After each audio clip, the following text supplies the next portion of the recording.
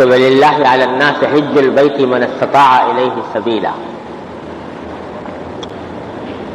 کہ اللہ کے لیے لوگوں پر واجب ہے کہ جو شخص استطاعت رکھتا ہو بیت اللہ تک جانے کی وہ حج کرے۔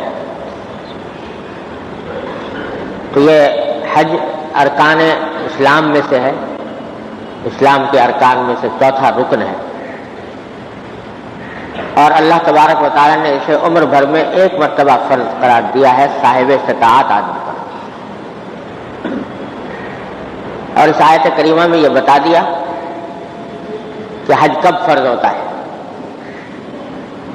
بتا یہ دیا کہ جب کسی شخص کے پاس یہ استطاعت پیدا ہو جائے کہ وہ بیت اللہ کے حج کے لیے جا سکے، اتنے پیسے ہوں اس کے پاس، اتنا انتظام ہو کہ حج بیت اللہ کے لیے جا سکے، تو اس پر حج فرض ہو جاتا ہے۔ اور جب ایک مرتبہ فرض ہو جائے تو فرض ہونے کے بعد حکم یہ ہے کہ جلد از جلد اس فریضے کو ادا کیا جائے، جتنا جلدی ممکن ہو۔ بلا وجہ اس کو مؤخر کرنا، بلا وجہ اس کو ٹلانا کسی عذر کے بغیر، یہ درست نہیں، کیونکہ انسان کی موت اور زندگی کا کچھ بھروسہ نہیں۔ اگر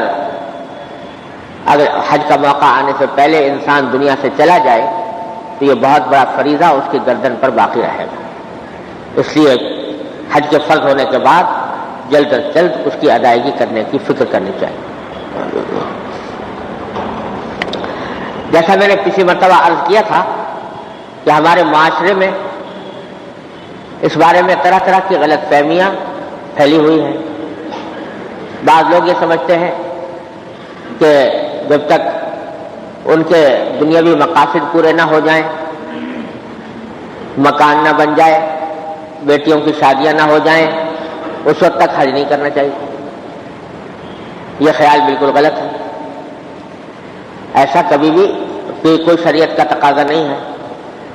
جب انسان کے پاس اتنا مال ہو جائے کہ وہ حج ادا کر سکے، بلکہ اگر سونا یا زیور بھی اپنے ملکیت میں ہے اور وہ اتنا ہے کہ اس کو اگر بیچ کر آدمی حج کر سکے تو بھی حج فرض ہو جاتا ہے۔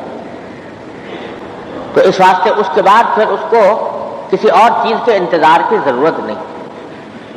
اور یہ خیال کہ بھئی ہمارے ذمہ بہت سارے کام ہیں، ہمیں مکان بنانا ہے، ہمیں اپنی بیٹیوں کی شادی کرنی ہے یا بیٹوں کی شادی کرنی ہے، تو اگر یہ پیسے اس میں خرچ کر دیں گے تو پھر وہ پیسے کہاں سے آئیں گے؟ تو یہ سب فضول خیالات ہیں۔ اللہ تبارک و تعالیٰ نے یہ حج کے فریضے کی ایک خاصیت یہ رکھی ہے کہ اللہ تبارک و تعالیٰ کے فضل و کرم سے کوئی آدمی حج کو ادا کرنے کی وجہ سے آج تک کبھی مفلس نہیں ہوا۔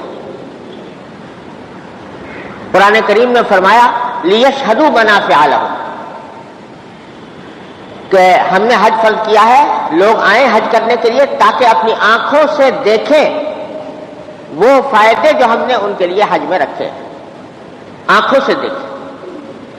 وہ بے شمار فائدے ہیں، ان کا احاطہ بھی کرنا ممکن نہیں ہے، لیکن ان میں سے ایک فائدہ یہ بھی ہے کہ اللہ تبارک و تعالیٰ رزق میں برکت عطا فرماتا ہے۔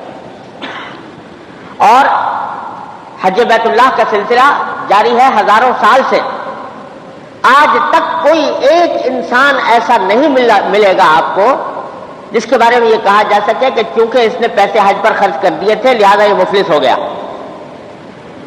اور ایسے بے شمار لوگ ہیں کہ حج کی برکت سے اللہ تبارک و تعالیٰ نے ان کے رزق میں برکت عطا فرمائی، وسعت عطا فرمائی، خوشحالی عطا فرمائی، ایسے بہت لوگ۔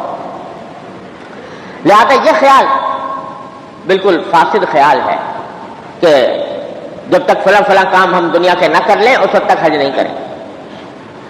فقہاء کرام نے تو یہاں تک لکھا ہے کہ حج جو فرض ہوتا ہے اس میں مدینہ منورہ جانا حج کے ارکان میں سے نہیں ہے، کوئی فرض واجب نہیں ہے، اگر کوئی شخص مکہ مکرمہ جا کر حج کر لے اور مدینہ منورہ نہ جائے تو حج میں کوئی کمی نہیں آتی، حج اپنی جگہ ادا ہو جاتا ہے۔ ہاں بے شک مدینہ منورہ کی حاضری عظیم سعادت ہے، عظیم سعادت ہے، عظیم سعادت ہے۔ اللہ تبارک و تعالی ہر مومن کو عطا فرمائے اور سرکار دو عالم صلی اللہ علیہ وسلم کے روضہ اقدس پر حاضر ہو کر سلام عرض کرنے کی توفیق عطا فرمائے۔ بڑی نعمت، بڑی عظیم سعادت ہے۔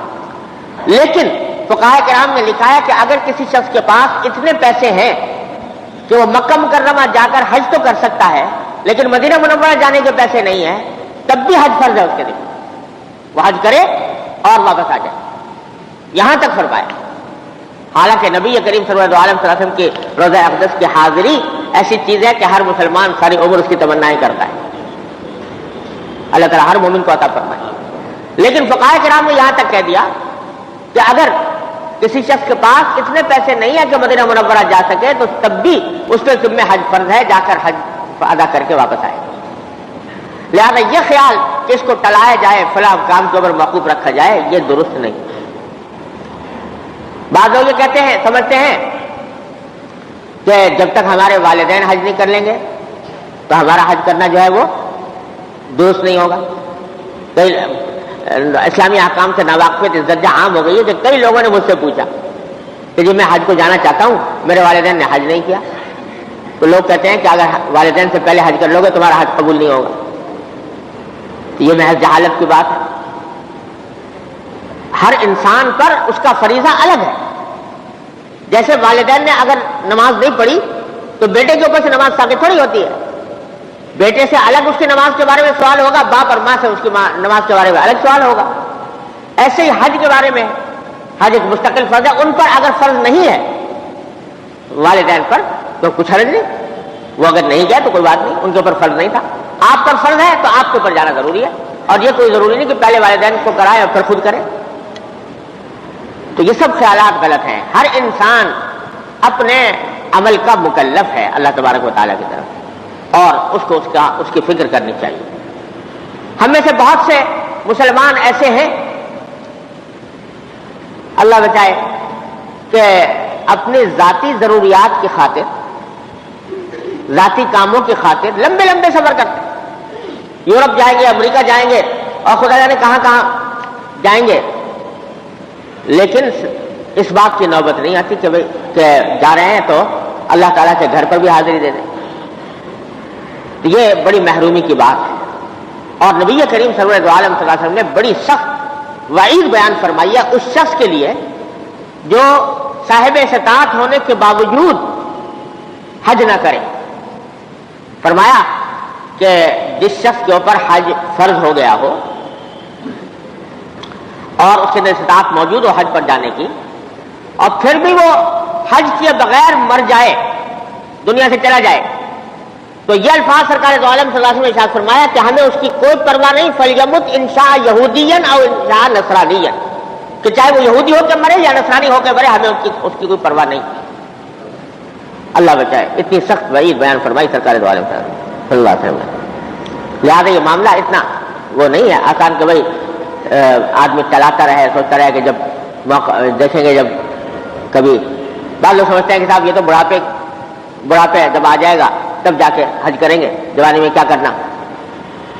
یہ سب خیال غلط ہے۔ بڑھاپے میں تو جا کر آدمی کو پریشانی اٹھانی پڑتی ہے بعض اوقات۔ یہ عبادت پھر بھی جوانی کی عبادت، یہ قوت چاہتی ہے، یہ محنت چاہتی ہے۔ اس واسطے اس بات کا کوئی انتظار نہیں کرنا، جب بھی فرض ہو جائے فوراً ادائیگی کی فکر کرنی چاہیے۔ اور یہ مسئلہ بھی عرض کر دوں کہ اگر بالفرض کوئی آدمی اپنی زندگی میں حج کو نہ جا سکا، باوجود فرض ہونے کے کسی وجہ سے نہ جا سکا، تو پھر اس پر یہ فرض ہے کہ وہ وصیت کرے کہ میرے مرنے کے بعد اگر میں حج ادا نہ کر سکوں تو میرے مرنے کے بعد میرے ترکے سے کسی کو میری طرف سے حج بدل کے لیے بھیجا جائے۔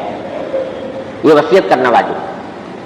وصیت کرنا واجب اس لیے ہے کہ اگر آپ نے وصیت کی کہ میرے ترکے سے میرے بعد حج کرا دیا جائے میری جانب سے، تب تو ورثہ کے ذمے لازم ہوگا کہ وہ آپ کی طرف سے حج کرائیں۔